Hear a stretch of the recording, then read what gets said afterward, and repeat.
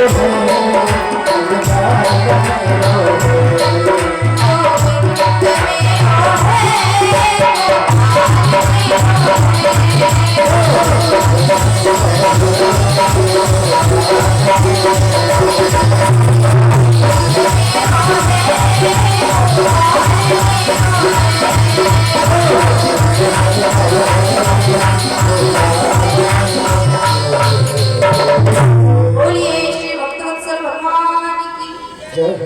ही वो पूतना मारी गई उस गोकुल में जाकर के विशाल देह धारण करके मृत शरीर में पड़ी हुई है और हमारे श्री माधव उसी पूतना के ऊपर खेल रहे हैं। और उधर मैया ने जैसे ही देखा कि वो राक्षसी आई थी मेरे लाला को लेकर के चली गई है, सारे ग्वाल वाल लाला को ढूंढते ढूंढते घूम रहे हैं। जैसी एक जगह नजर पड़ी कि पूतना पड़ी हुई है और लाला खेल रहे हैं उसी पूतना के ऊपर, तो लाला को उतारने के लिए सीढ़ियां लगवाई गई। सीढ़ियों पर चढ़ करके लाला को उतारा गया और मैया ने अपने हृदय से लगा करके लाला को आज प्रभु का खूब अभिनंदन वंदन किया कि हे प्रभु मेरे नेक से लाला को बचा लियो, नहीं तो या पूतना मेरे लाला को आज मार के ही जाती। लेकिन जब पूतना मर गई, मर तो गई, अब वाले वाले कहते हैं बाबा नंद से कि बाबा नंद ये पूतना तो मरी सो मरी, लेकिन गोकुल और मथुरा के बीच का रास्ता जाम करके चली गई। अब बताइए क्या किया जाए, इतना विशाल देह है इसकी, क्या किया जाए? तो बाबा नंद कहते हैं कि इस पूतना के शरीर के छोटे छोटे टुकड़े कराओ और जो वृक्ष ये टूटे पड़े हुए हैं इन्हीं वृक्ष को काट करके इस देह के ऊपर डाल करके अग्नि दाह कर उस पूतना के शरीर के छोटे छोटे टुकड़े काट करके उन पेड़ वृक्षों के टुकड़े करके और लगा दी आग। जैसे ही उसके शरीर का दाह किया गया तो सुखदेव जी महाराज राजन परीक्षित से कहते हैं कि हे राजन परीक्षित, जैसे ही उस शरीर में अग्निदाह किया गया तो ऐसी सुगंध प्रवाहित हुई है उस गोकुल में कि पूरे गोकुलवासी मग्न हो गए उस सुगंध में, इतनी मधुर सुगंध। तो परीक्षित महाराज कहते हैं कि हे सुखदेव जी महाराज, वो पूतना ठहरी एक राक्षसी जिसने राक्षस कुल में जन्म लिया है, और जब वो पूतना मरी उसके शरीर में अग्नि लगाई गई, दाह किया गया, तो ऐसी सुगंध दिव्य सुगंध कैसे निकली, ये बात तो समझ में नहीं आई। तो सुखदेव जी महाराज राजन परीक्षित को बताते हैं कि हे राजन परीक्षित, भले ही ये पूतना राक्षस कुल में जन्मी है, लेकिन जानते हैं ये पूतना है कौन? जब प्रभु श्री गोविंद ने, श्री नारायण ने कहो बलि के यहाँ वामन का रूप धारण करके गए, वामन अवतार लिया प्रभु ने, बलि के द्वार पर गए तो बलि की एक पुत्री है जिसका नाम है देवी रत्नमाला। जैसे ही वो वामन अंगुल के भगवान पहुंचे, उनकी दिव्य छवि को देख करके, उनके दिव्य स्वरूप को देखकर, उस वामन स्वरूप को देख करके बलि की पुत्री रत्नमाला देख करके मन में उसके एक ममता उमड़ आई।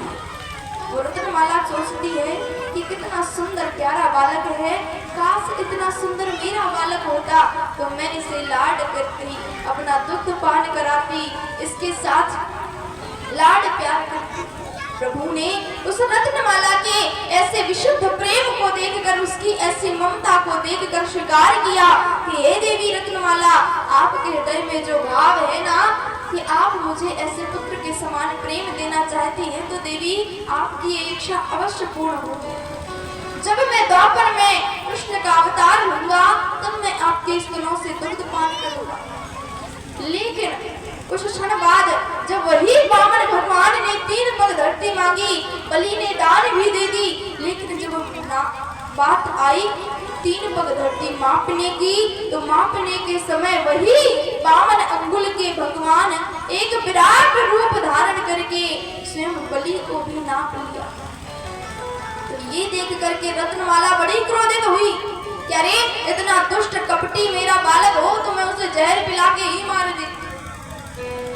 इतना छलिया बालक है, जब मांगने की बात थी तो 52 अंगुल का था, और जब मापने की बात आई तो ये विराट रूप धारण करके छल करता है मेरे पिता के साथ। अरे इतना दुष्ट निर्दयी मेरा बालक हो तो मैं उसे जहर पिला के मारूं।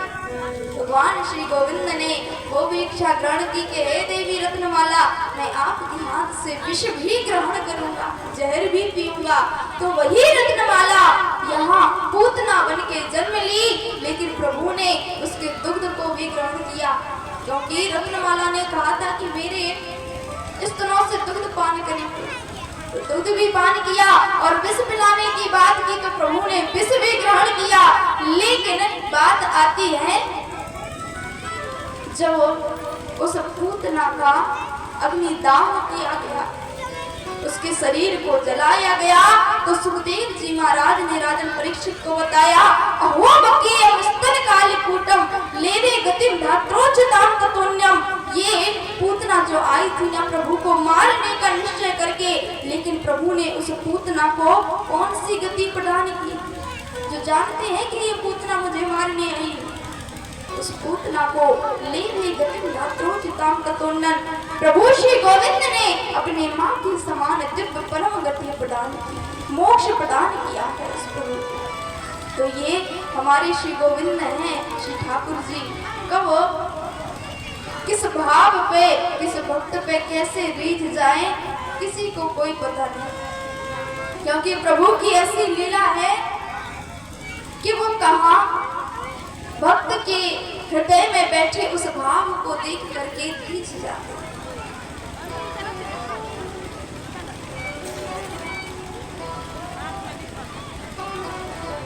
क्योंकि प्रभु अपने भक्त के कौन से गुण पर रीझ जाए, न जाने कौन से गुण पर दया रीझ जाते हैं, न जाने प्रभु कौन से गुण पर रीझ जाए पता नहीं चलता।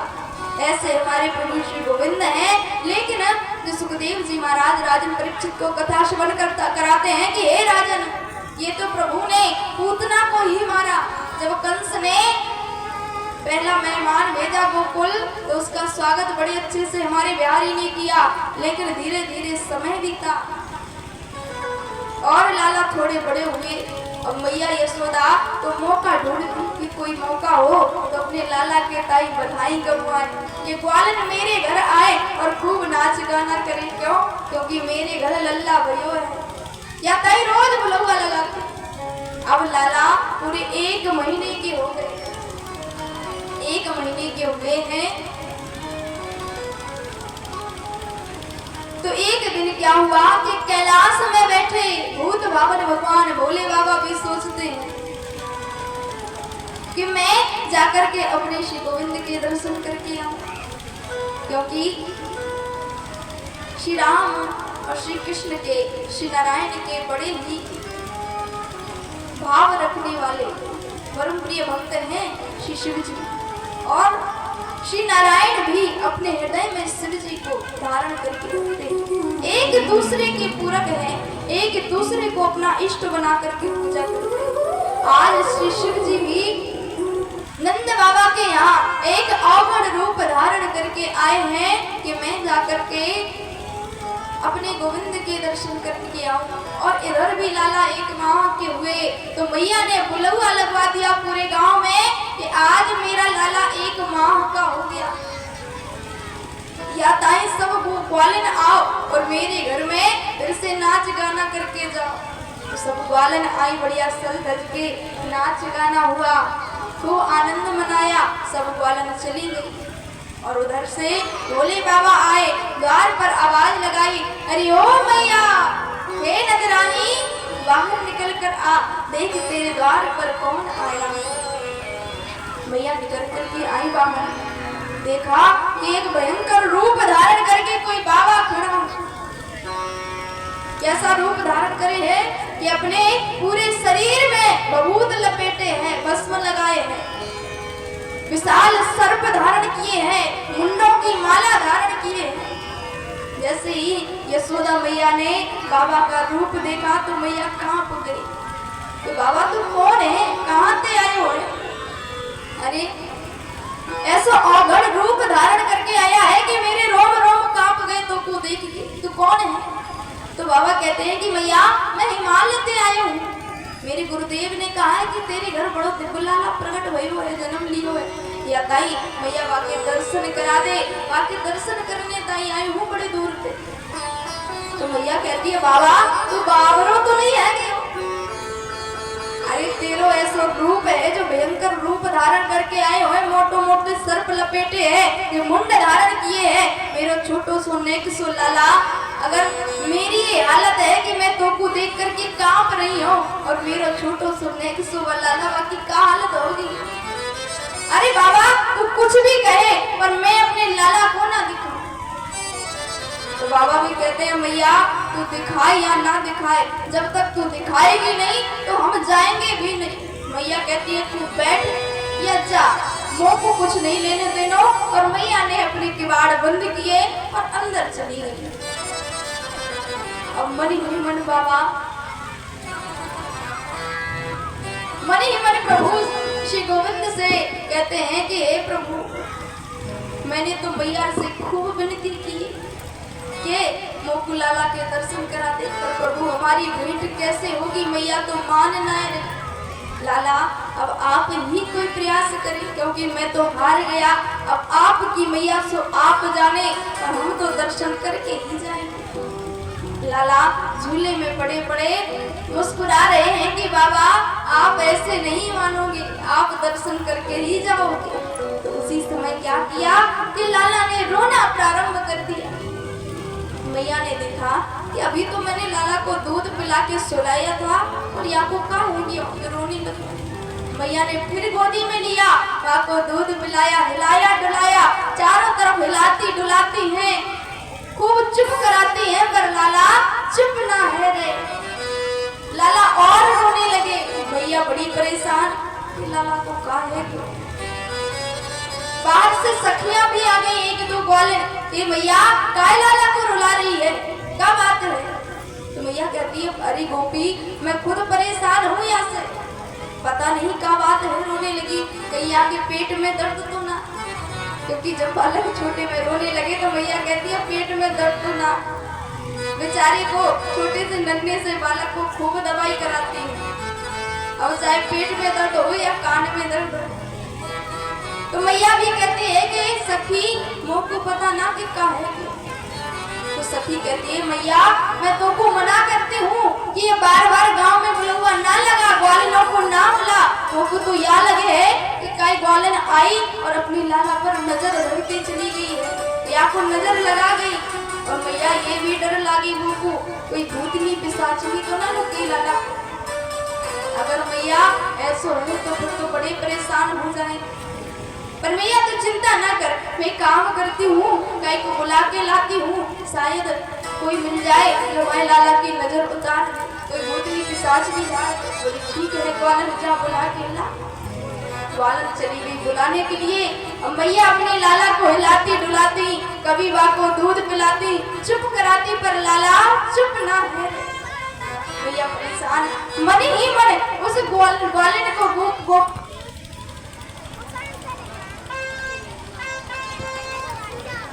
मन ही मन मैया उस ग्वालिन को गोपी को खूब गालियां देती हैं कि मेरे नेक से लाला ने क्या बिगाड़ो तो जो मेरे लाला पर ऐसी नजर रख के चली गई।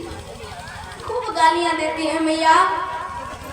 कोई ग्वालिन मस्तानी रे हाय हाय, कोई ग्वालिन दीवानी, कोई ग्वालिन मस्तानी रे हाय हाय, कोई ग्वालिन दीवानी। मेरे लाला पे मेरी काला पे मेरे लाला पे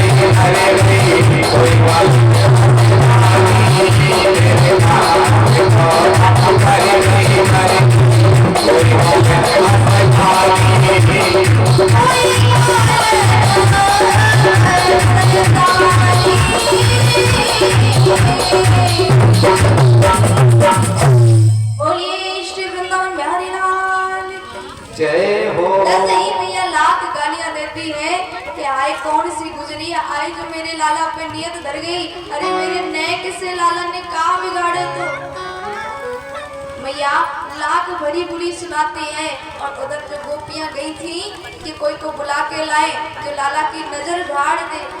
तो जैसे ही नंदरानी के महल से बाहर निकली तो द्वार पर देखा कि एक भयंकर बाबा बैठा है जो अगड़ रूप धारण किए। जैसे ही देखा तो वो गोपी कहती है कि अरे बाबा तू कौन है, कहाँ से आयो है। बाबा ने अपना परिचय दिया तो कहती है बाबा एक बात बता तो को हमें जैसे कोई को भूतनी पिशाचनी लगी हो, नजर लगी हो तो बाकी नजर धारनी आवे कि ना आवे। तो बाबा कहते हैं कि गोपी देख वो को आवे तो सब है, लेकिन बात ये बता कि नजर की को लगी है तब तो मैं झाड़ू नजर। अगर पहले ये बता किसको लगी है। तो वो गोपी कहती है कि बाबा याते का लेने देनो। तो कहती है अरे डिपेंड करता है कि की को नजर लगी है। अगर मेरी बस में होगा तब तो मैं झाड़ू, नहीं तो पता चले तो 10-15 को पकड़ के लाए और मैं दिन भर बाकी नजर झाड़ते रहूं। याते बता की को लगी है।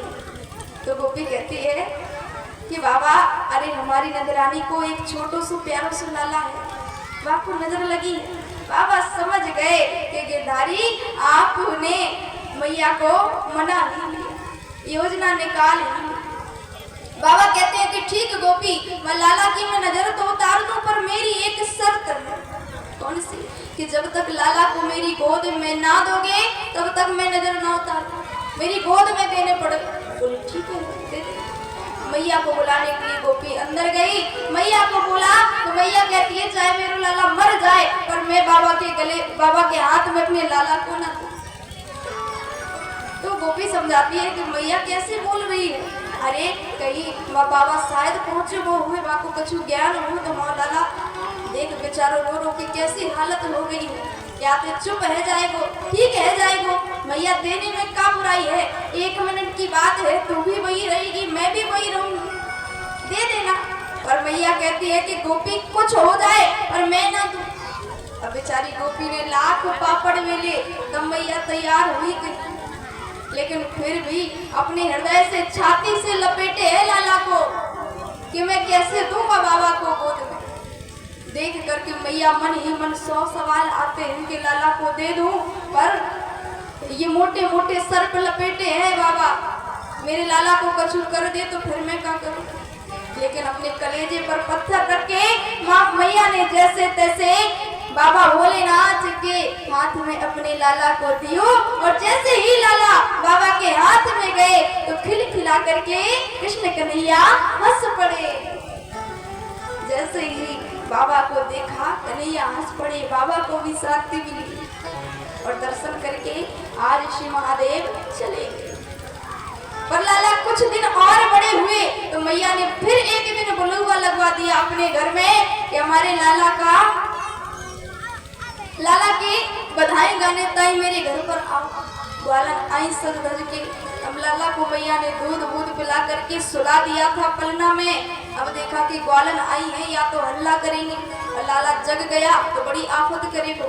या तो मैया ने लाला को झूला उठाओ और ले जाकर के द्वार में एक बैलगाड़ी खड़ी है, उस बैलगाड़ी में ले जाकर के झूला को टांग दिया। अब बैठ गई सब ग्वालन खूब गा रही हैं, बजा रही हैं, नाच रही हैं, लेकिन लाला की आंख खुली